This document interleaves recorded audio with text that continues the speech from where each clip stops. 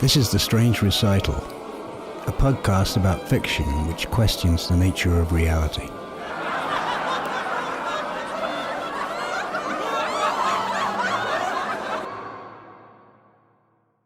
I spent the final decade of the 20th century wandering. Tolkien whispered in my ear, "Not all who wander are lost." Some are. I told myself I was writing a book. It would be a sprawling, Kerouacian outpour of love for the American road. My notebooks were mostly still empty. Hitchhiking across Pennsylvania, I got picked up by a trucker.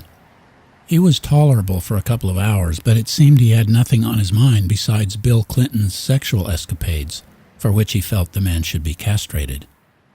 I didn't like Clinton either, but it had more to do with bombs and banks than blowjobs.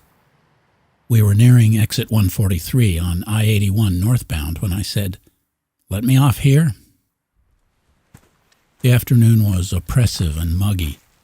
I walked down the long sloping curve of the off-ramp and found no town, none of the expected gas stations, motels, fast food, just a wide and lonely four-lane divided highway sweeping into the tree-lined distance. Glad to be out of the close cab with the trucker, I strode with energy along the shoulder, east, in the directions the signs told me was the city of Hazleton. On my left, trees, scrub, weedy fields, jumbled hills of cinders and slag, a rail bed, a distant wrecking yard. On my right, a few houses, a church, the rear of an auto repair shop, a big empty dirt pit like a scar. Under the leaden sky, a feeling of desolation. An occasional truck roared past, stirring wind-blown litter. Sweat was gathering on my scalp and under the pack on my back. 15 minutes of walking had not changed the scenery, but then I came upon something new. At first it looked like a dark smudge across the lighter gray surface of the road. I thought it might be lettering meant to be read from an aircraft, but then I drew near. The pavement was streaked with wide black lines, certainly tire rubber, decal-edged with traces of tread. But these were not like any skid marks or peel-out tracks I had ever seen. They formed a graceful arabesque that curved and swirled and overlapped itself, spreading into both lanes, as fluid and free as if it had been painted all in one motion by a great brush. Zen calligraphy writ large. I stopped. For several minutes I stared, wondering how this thing had been accomplished. Surely it was not made by a car. Maybe there was a tool, a rolling line painter that could simulate the semi-opaque scuffs of rubber tires on pavement. Maybe some spray can-wielding graffiti artist had found a new style, a new canvas. Nothing seemed like the right answer. I kept walking. I had had enough of this barren roadside. Where was the city? When I heard a vehicle approaching from behind, I turned and stuck out my thumb. A pickup truck from an earlier decade, a faded red Ford with rust-lined fenders, pulled to a stop on the shoulder and I climbed in. "Hey," said the driver with a nod and a grin. Not long out of his teens, jeans and t-shirt, work boots, baseball cap, as common a young tradesman as I could imagine. "Peter Pulaski," he said, sticking out his hand. "Thanks," I said, with a quick shake. I didn't want to make friends. "Where the hell's the city?" "Ha, you just came off the interstate?" He kept his friendly grin as he pulled back onto the highway, steering with one hand. "You should have gone to exit 145, man. Highway 93, that's where all the stuff's at." "Damn, how can I get there now?" "I'll take you, no problem." "Hey, did you see that shape on the road just back there? I've never seen anything like that before." "Oh yeah, those are all over the place around here." His hand came off the wheel to make a circle in the air. "That guy's a freaking genius, ain't he?" "Does he paint them or what?" "Are you kidding? Shit, no, man. He does that with his tires and his steering wheel. That's art." I was skeptical, but kept my mouth shut. We were nearing a residential area, the outskirts of town, I hoped. He made a sudden hard right turn off the highway onto the first cross street, a little two-lane blacktop that curved back in the bleak direction we'd come from. I was faintly alarmed, but he said, Going to show you some more. Within a quarter mile, I spotted a nearly perfect black circle in the lane ahead of us. He said nothing. A little further on was a ragged black figure 8. I looked at him, but he just cruised right over the top of it, making a dismissive snort and shaking his head. Pathetic wannabe. Then I saw patterns coming into view on the road ahead. He pulled to a stop on the shoulder and we got out. Within 20 yards of each other were 2 images, distinctly different from one another, but still similar. One was more angular, the other more full of curves. They might have been highly stylized letters of an alphabet, but it was no alphabet I could read. If they were numerals or mathematical symbols, it was no system I recognized. It was as if they begged to be deciphered, but offered no clues, as if they whispered, "There's meaning here, but it's just beyond your grasp." They were a tease. We stood in silence for a moment. "I got to meet this guy," I said. Peter shrugged. "Good luck. Even the cops can't figure out who's doing this." "Do you think it means something?" "Who knows? It ain't English. Some professor from Penn State said it's not any language in particular, even though it looks a little Chinese, a little Arabic, a little, Russian." "Cyrillic?" "Yeah. Everybody's got a theory, like it's code from a Russian spy that's picked up by satellite photography, or maybe it's aliens, like the crop circles in England." "Yeah, but I don't think it's, a hoax. This is an artist with a real skill." As we drove back toward town, I asked Peter to tell me more. For the next 10 minutes, I got a lecture that was much like the way an art critic might dissect the painting technique of an old master, detailed, technical, but in the end entirely speculative. Occasionally I inserted a question, but mostly he was on an enthusiastic talking jag. This was his theory, after all. "He uses all 3 basic types of skid marks," Peter said, his eyes straight ahead on the road. "Acceleration, like peel out, Deceleration, which is braking skids, and yaw marks. Those are what happens when a tire is rolling but is also sliding sideways. Each type of mark looks different, has its own character. But see, this guy's working at a highly professional level. He's clearly using drifting techniques. That's a Japanese motorsport thing where he oversteers on turns. Rear slip angle goes way out there, so he's in opposite lock, completely counter-steering. And he's doing some fast foot action on the brake and clutch, forward, reverse, repeat, J-turns right out of reverse, and bootlegger's turns with the handbrake for those tight 180s, like one right after another. He's got to have a limited slip differential to do this stuff, and may have modified his steering and suspension, maybe just a knuckle, but maybe actual Kingpin or Ackerman rebuilds, and either McPherson struts or a double wishbone. So the cops are looking at motorheads, guys with souped-up cars all around the county. On he went, and I listened and nodded and said an occasional wow, while also looking out the window at the townscape rolling by. It had no unique features, a typical small American city like so many I'd been in. I had my eye out for a low-rent motel, and when I saw a likely candidate, I interrupted Peter's monologue and asked him to drop me off. But then he surprised me. "Hey, man, no need to spend your money.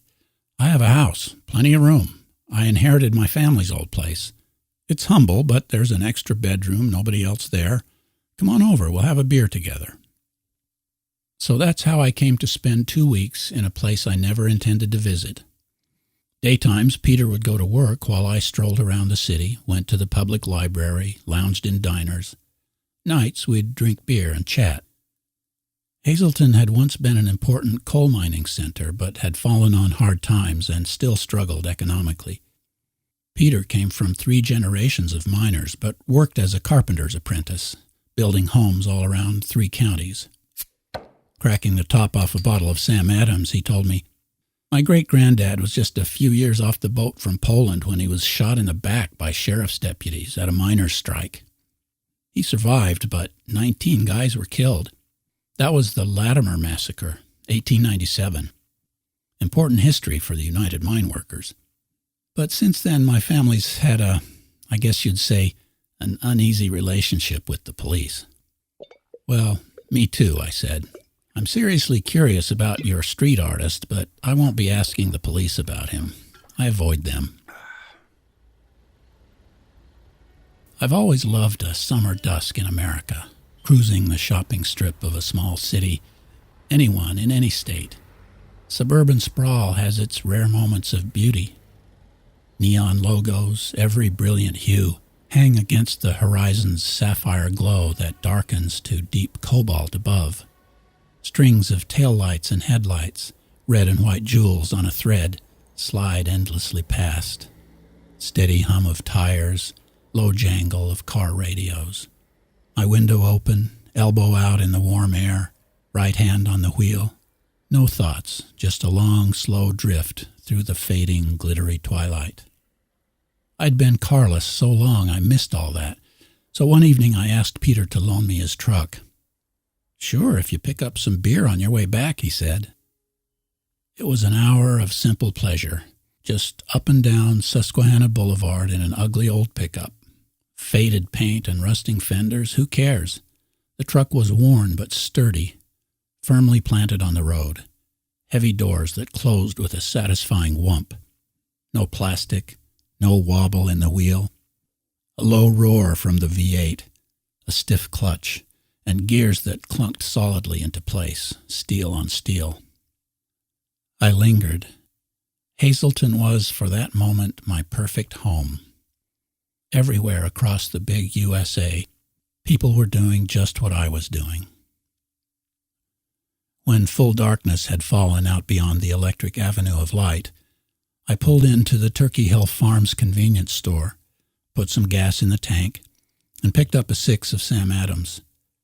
The teenage girl behind the counter seemed friendly, so I asked her, "Have you seen the tire marks on some of the roads around here? Almost like writing or drawing?" "Sure. There's been like 5 in the mall parking lot over the last couple of years.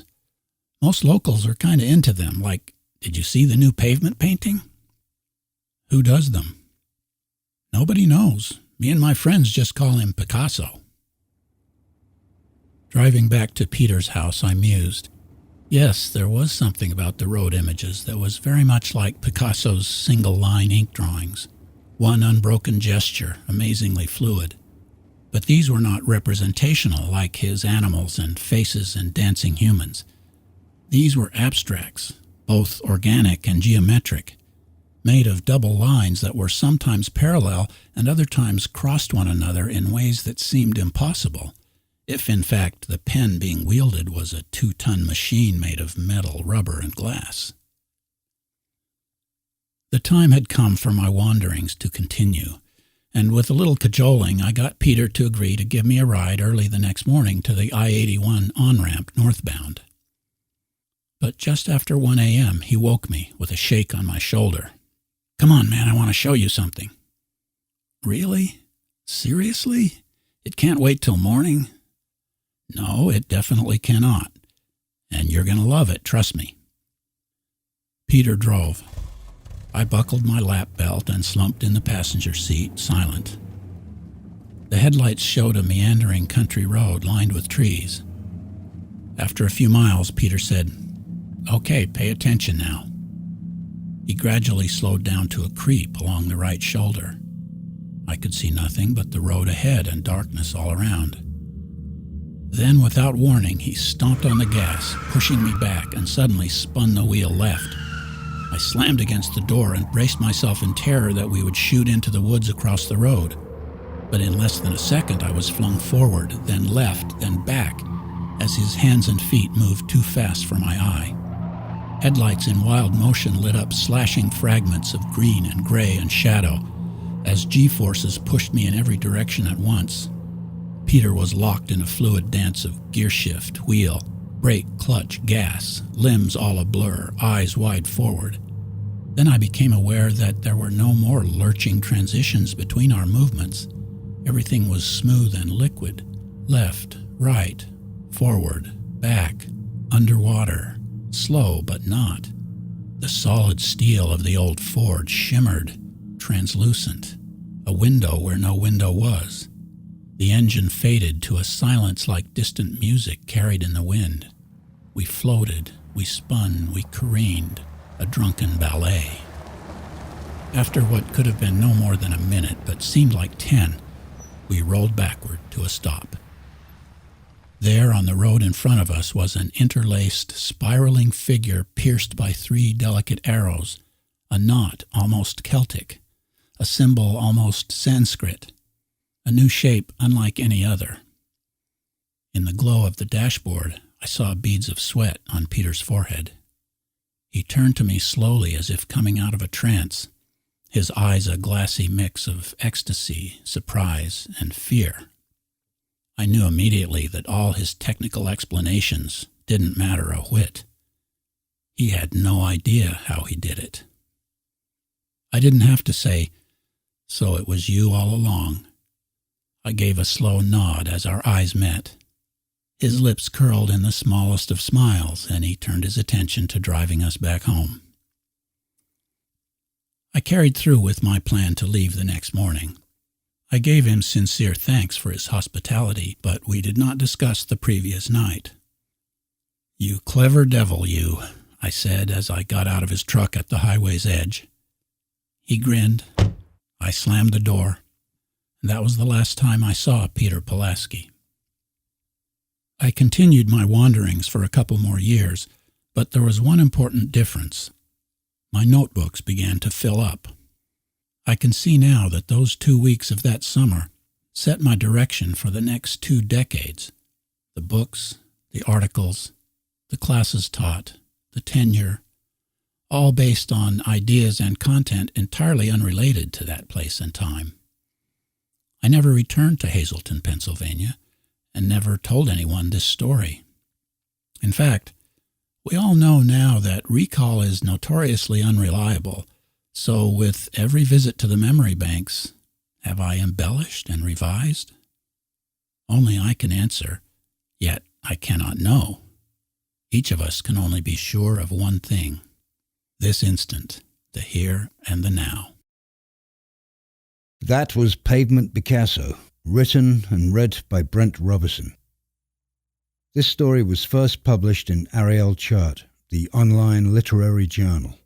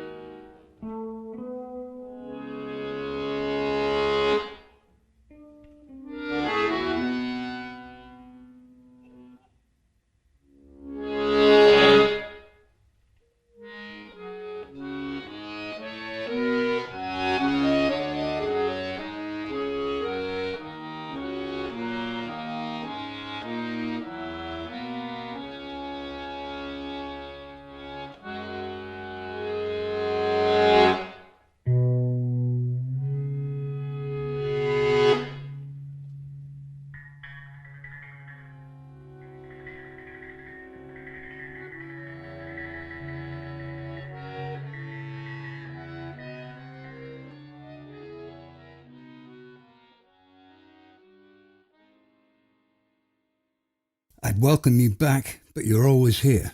I just can't seem to get away. Well, before we continue, let me just ask you this. Are you, or have you ever been, a motorhead? Your Honor, I deny everything. I'm not a member of that fraternity, never was. If you're talking about the rock band, I really don't have a clue. I don't think I've ever heard their music. And if you're talking about engines, I changed the oil in my car a few times in the 80s. That's about as far as it goes. So, fiction. Well, in some ways this story's reminiscent of those road stories of the beat poets. You even refer to them. The difference is that it's written in the form of recollection and doesn't romanticize the immediate. Mm-hmm. Did you spend time hitchhiking across America in your youth? I wish. I hitchhiked from one town to another once, but I really don't like being dependent on others. I have driven across the country a few times, both east-west and north-south. I like road trips. I fantasize spending my twilight years out there on the back roads in an RV, but I doubt it will happen. Well, you never know, do you? And yes, Kerouac has inspired me a lot in the past, but I wasn't trying to do what he did here. I like recollection stories, the mystery of memory, the way it can lie. There's also another difference to the beats. The story seems more solitary than something they'd have written. Solitary, yes. Maybe even alienated a little. I interpret what you're saying as an interior voice, very subjective, even introspective. We're all alone inside our own heads, so to me it just seems like truth. Yeah. The inner lives of other humans, that's interesting stuff. And then there's the big question, who am I? Yeah, that is a big question. Also, it's a case of just writing the kind of thing I like to read. Yeah. Now, the kind of art you describe seems quintessentially American. Art made with an automobile on a road. What gave you this idea? Have you tried it yourself? Quintessentially American. I guess that's what I am. Both sides of the family, all the way back to pre-revolution days. And before that, you were Scottish, right? The idea for the story, I'd seen plenty of skid marks before, but one day I was driving a country road in Dutchess County and I saw what appeared to be a real effort to make like a curving shape on the road. Who knows, maybe it was just reckless driving or the artifacts of someone avoiding hitting a deer, but it started me thinking, what if, et cetera, et cetera. I like the idea of improbable art, even impossible art. A truck as a paintbrush, absurd. Oh, and then there was the town of Hazleton, Pennsylvania. I've stopped for gas there many times, driving to and from New Orleans, cruised around a bit, imagining characters, that writer thing. Now, your story has an everyman working class quality to it. Was there a purpose for this, or was it purely incidental? Definitely a purpose.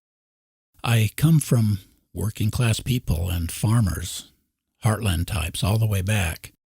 I was the first college graduate that I was aware of in my family. I've always liked grounding my stories in mundane, everyday realities, then inserting a little mystery, a little inexplicable magic. Nothing is ordinary, really. You start with empty notebooks and end with full ones. So what happened? A lot of writing, words and sentences. I know. But you seem to be saying that extraordinary events awake the slumbering subconscious. That's right. That may sound obvious, but I think that the uncharted depth of the obvious is one of the few places left to explore. Well, a brief experience can completely change a life. And yes, I totally agree. Obvious is even a faulty concept. One of those ways we humans fool ourselves into thinking the world is actually knowable when it's really not. Uncharted depths are all around us. I find the last paragraph interesting. It makes me wonder about the impact of those seminal events. Could you divide a life into thirds? The first part learning and gaining experience, the second part thinking about it and regurgitating it as art, and the third recognizing its irrelevance. Perhaps not so much irrelevance, but a standing back as one is confronted by mortality, a different hierarchy of importance maybe. Yeah, that's a good way to put it. Those thirds match up pretty well to my life, except I didn't get as much regurgitating done as I wanted to, so I'm going to keep on regurgitating into my old age, unless the brain refuses to cooperate. Yeah. It's a bit like the riddle of the Sphinx. Walking on 4 feet, then 2, then 3. Incidentally, that makes 9. Yeah. You know what? I think I've just discovered the meaning of life. It's 9. And your story led me there. Thank you. Well, you're welcome. But now that you know the meaning of life, you just have to understand what that means. Yeah. This is The Strange Recital, on the web at thestrangerecital.com. The music on this episode was an excerpt from 9 by Bazak. Improvised music by Bernd Berklin on accordion and Axel Haller on bass. You see, there's that number again. This is episode 21021. Number 9, number 9,